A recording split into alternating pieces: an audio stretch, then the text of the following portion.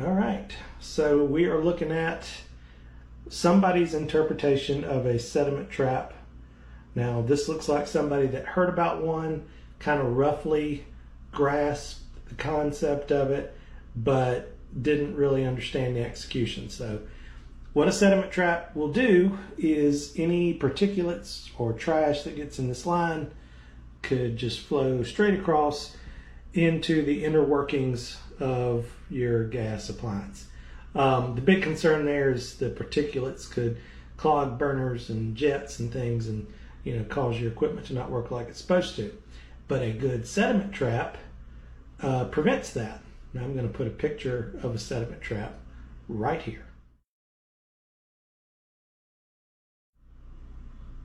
Okay, so in this particular configuration, we would have to hope that the particulates come across and fall to their death.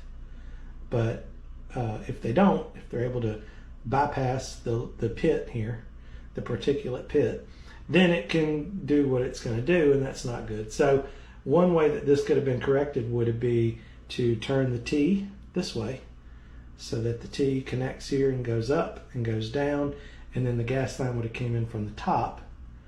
Any particulates would have fallen to their particulate death, and then the gas could have made the right-hand turn into the equipment. But it's not what went on.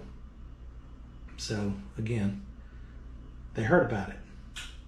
They kind of understood what it was there for, but this was not a good attempt.